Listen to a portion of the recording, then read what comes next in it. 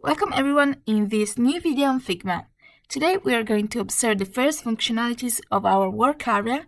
So click on New Design File, and we see that the work area is divided into 4 parts. The top bar on the left with all the tools that we will slowly discover. The left panel where are ordered all the elements that we are going to insert, and it is divided into layers and assets. In layers will appear all the layers that we will create, or rather that Figma will automatically create for each new element, because we do not have a new layer button as it happens instead in other softwares. Second part is this central grid page, which is basically our whole workspace, and instead the right panel is also divided into 2 design and prototype. In design will automatically appear all the properties and options for modifying any element that we create and select, while prototype is about the more complex part of dynamic interactions between elements, and so we'll look at that in a little bit of class. Now let's start looking at the items that are in top bar here in the left corner. So first icon that we see is the Figma logo, which is our main menu, basically the very classic software menu that gives the basic options like redo and undo, then back and forth in the timeline of our actions, which we can then replace with the shortcuts, respectively Ctrl or Command Y, Ctrl Command Z. Beyond that, there are many other items, but these are the same options that we will find step by step. So let's move on now and go specifically with the second icon, consisting of the Move and Scale tools. So the Move tool is nothing but the Select tool. So this pointer and is used to select an element, text, and in short anything. Here I've drawn a rectangle, which we're going to analyze later in all its properties, and with the Move tool I can select it and I can move it. Figma presents, like many other graphic programs, the snap guides, that is the lines that are shown us, the axis of the frame, the distance between objects, and in short they make it much easier for us to align and position. We then see how for each feature we find next to it a letter, which is precisely the keyboard shortcut to move from one tool to another. So if I, for example, now click on any icon above here and then press V on the keyboard, all of a sudden the Move tools will appear. Okay, let's now see instead the Scale feature, how it works. Let's press K or select it from this menu and take the rectangle. If I go up or down with the arrow keys on the keyboard or take the verticals, he will go to me to increase or decrease the size.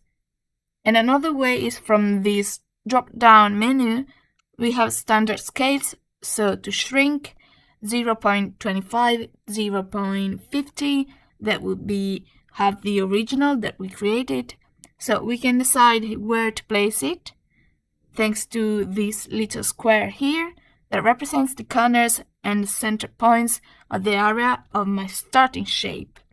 In contrast, the scales that are 2 times, 3 times, 10 times larger are magnification scales, for example, and even without this scale feature you can shrink or enlarge elements, but we cannot scale with subdivision and multiplication canons.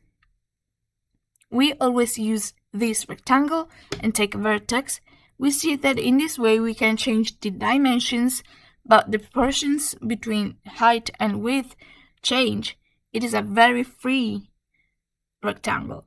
Whereas if we hold Shift in the meantime, the proportion will be maintained. Now let's move on to the second icon, which in turn reveals the Frame, Section, and Slice tools. Frame, that is the frame or table, is one of the basic functionality of Figma, so nothing more than the table within which we are going to make our project. If I want to create a custom frame, it's sufficient exactly as I did before for the rectangle, click on a point in my gray area and drag so that it has the size that I want. Clearly, if I have preset dimensions, I can go to type them from here.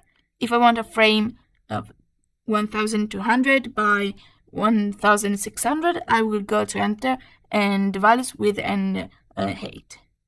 It's much more convenient though to use all the preset templates that are offered to us.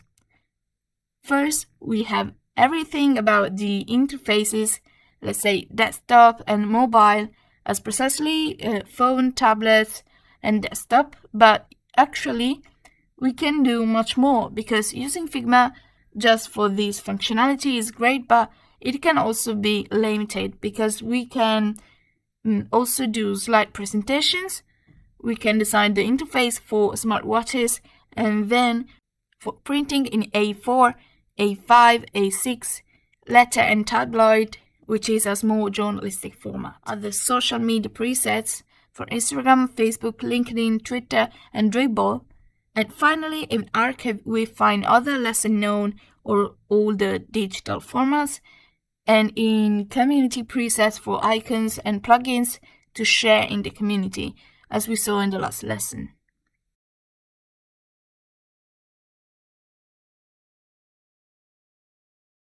We can insert a rectangle for utility and quickly see how to move around the screen.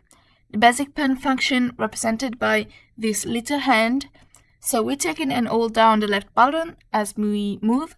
So we can hold down the space bar, it's the same.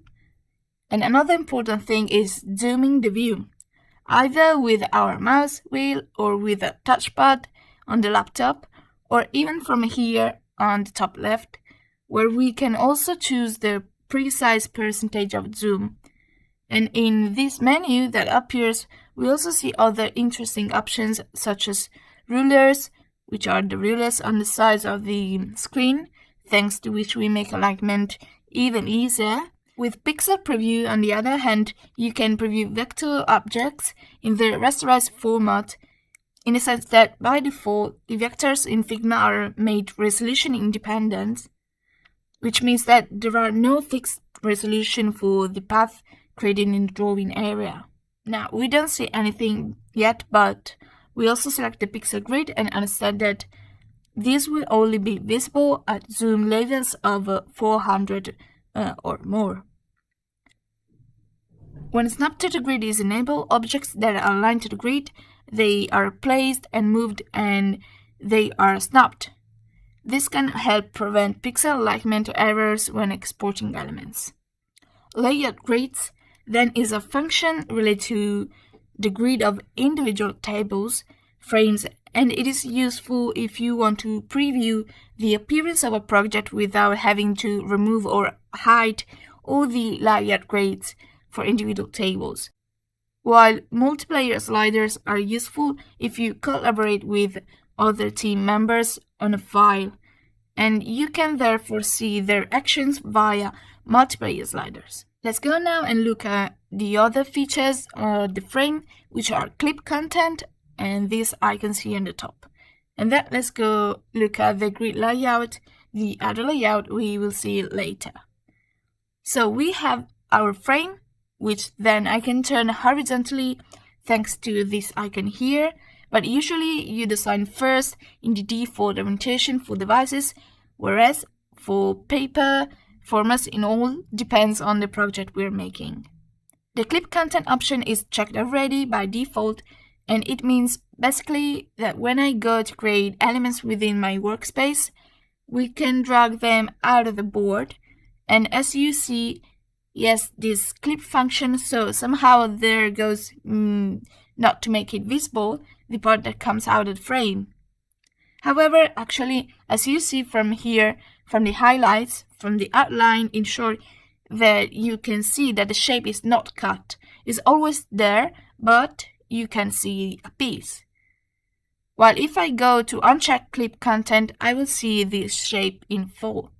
Finally, we have this function here again on the frame, which is resize to fit, which basically goes to me to resize the frame whatever its size is to what is the minimum size to all the elements that are in it. Maybe I duplicate my gray rectangle with Ctrl D and place it here, and it goes to me and gets me exactly the minimum edges that match the edges of my rectangles.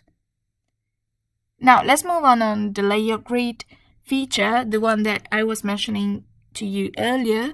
In fact, you see if we turn it on in short and then, however, we want to preview the design without it, just go up here and click on layer grids.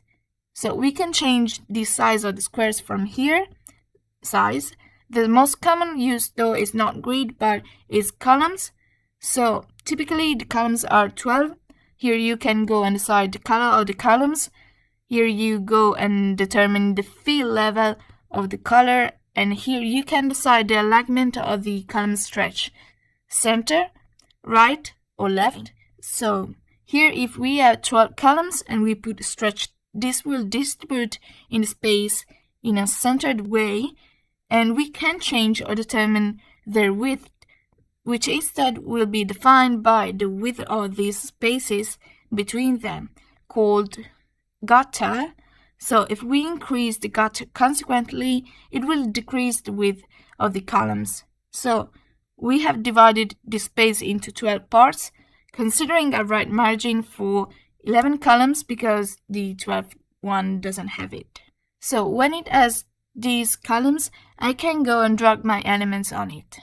If I then select the other options, center, right or left, I see that they are too narrow in this case, so I go and increase the width to 90 pixels.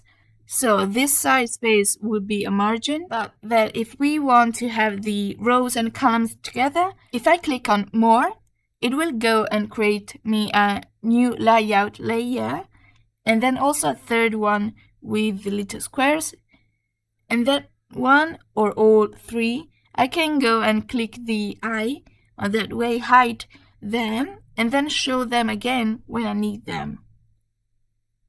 You click then on the 4 dots and then more on grid styles.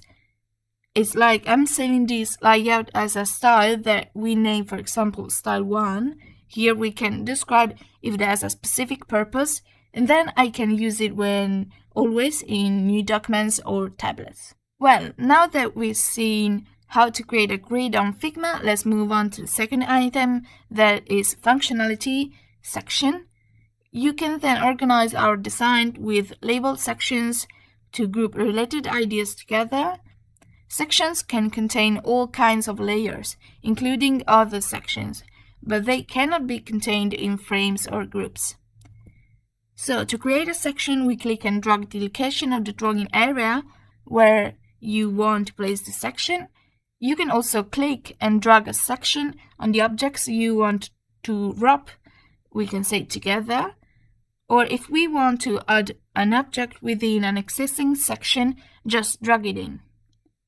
And we see that also on the left in the list, the rectangle falls underneath inside the section. We then give the section a title in the drawing area or in the layers panel, so we call it section 1. And let's end this lesson now with the slice option. So I'm going to have a crosshair shaped pointer, and I'm going to select just the area around this rectangle, and the moment I release, I can go and export exactly this section of my frame. Then I do export, and here I'm going to decide what format it should be in: PNG, JPEG, SVG, and PDF. And I do export slice 1. Well, I would say that's it for today. Thank you for watching so far. If you found the video interesting, leave a like and a comment. For any doubt or suggestion, subscribe to the channel, and if you feel like supporting us, you can also join as a supporter to help us create new content every day, and we will see you in the next video.